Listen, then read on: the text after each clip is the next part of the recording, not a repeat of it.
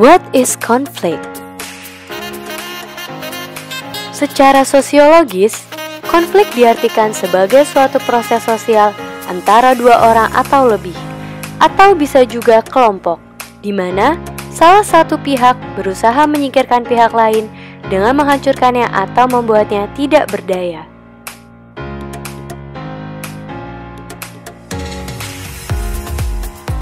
Let's see an example of the situation.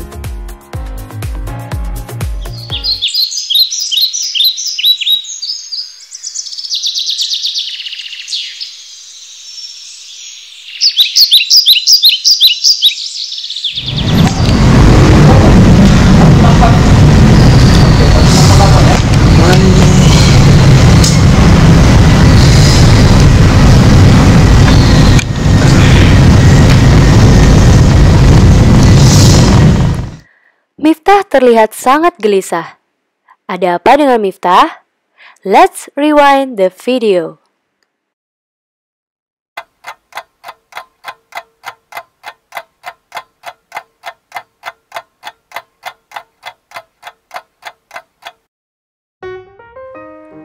Di dalam kelas, kelompok belajar sedang berkumpul untuk mendiskusikan tugas yang diberikan oleh dosen.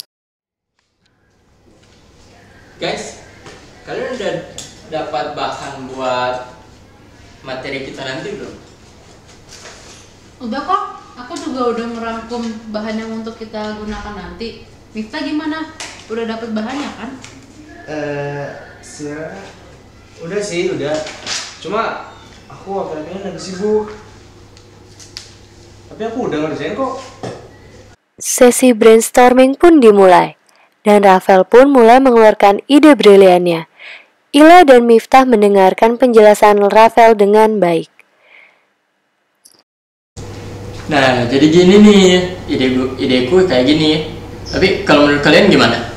Aku sih setuju sama penjelasan sama ide yang brilian Rafael berikan.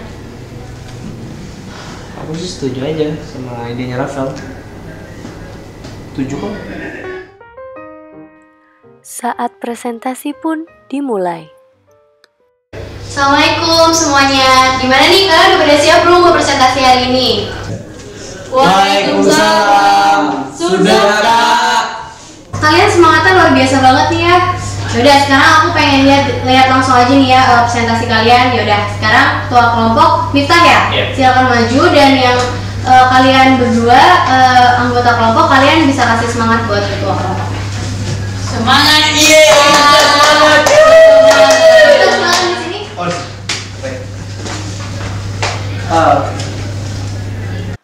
Presentasi pun dimulai. Dan 5 menit kemudian, presentasi yang dibawakan oleh Miftah selesai dan berjalan dengan lancar. Oke juga presentasi kamu ya.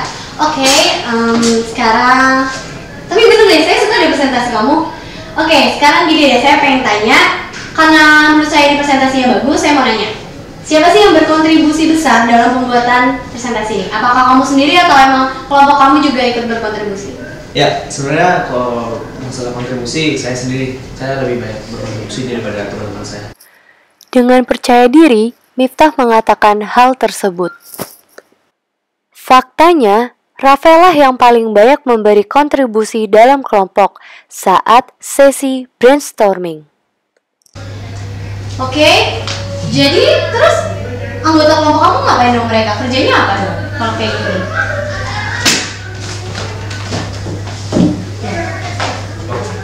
Loh.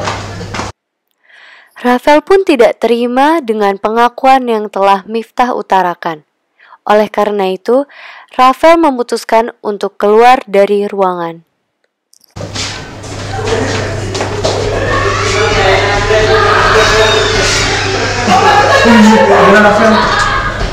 Miftah pun datang dan menghampiri Rafael dan meminta bantuan terhadap Rafael.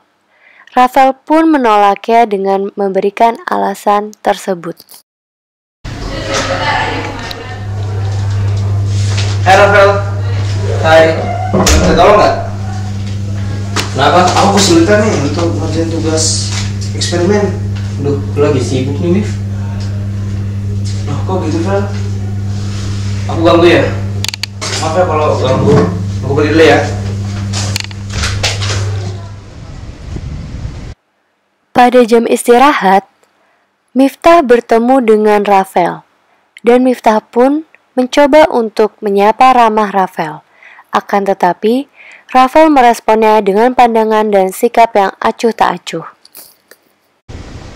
Rafael, mau kemana?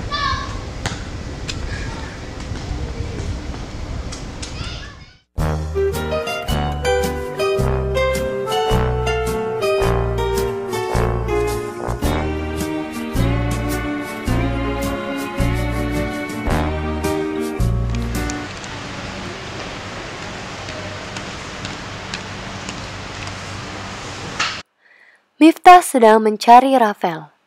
Ia berniat untuk meminta maaf kepada Rafael atas kesalahan yang telah ia perbuat. Mana ya? Oh itu Rafael.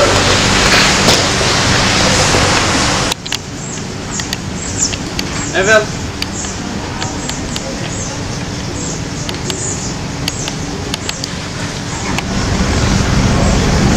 Rafael, boleh minta waktunya nggak? Boleh? Ada apa?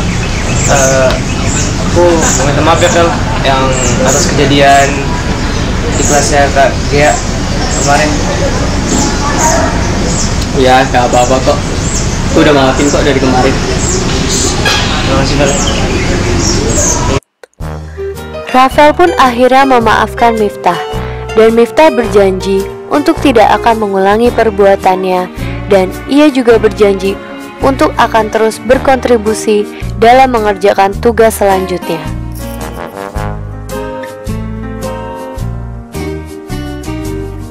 Ya, itu tadi video dari kelompok kami mengenai konflik, teamwork, and how to solve the problem.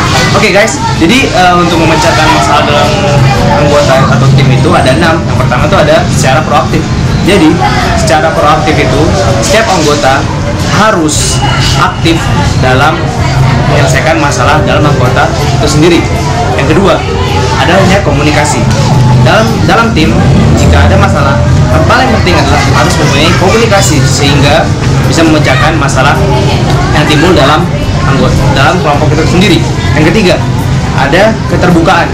Jadi, dalam kelompok paling penting adalah harus saling terbuka satu sama lain agar tidak ada kesalahpahaman antara satu dengan yang lainnya. Yang keempat, cari tahu akar masalah. Jadi, dalam sebuah kelompok jika ada masalah, kalau misalnya kita tidak saling tahu apa inti dari masalah tersebut, kita nggak akan bisa menyelesaikan masalah tersebut. Jadi, setiap anggota wajib untuk bisa mencari tahu apa inti dari masalah dalam sebuah kelompok itu. Yang kelima, harus bersikap fleksibel. Anggota tim itu harus bersikap fleksibel sehingga selalu ada jalan untuk memecahkan masalah, biarpun itu masalah itu sebesar apapun itu pasti bisa dipecahkan jika setiap anggota mempunyai pemikiran yang fleksibel. Yang terakhir, harus adil. tidak harus ketua yang adil dalam anggota, melainkan semua harus adil, sehingga dalam adil ini kita tuh bersifat netral, tidak ada kubu A, kubu B dalam anggota kita. Sekian dan terima kasih.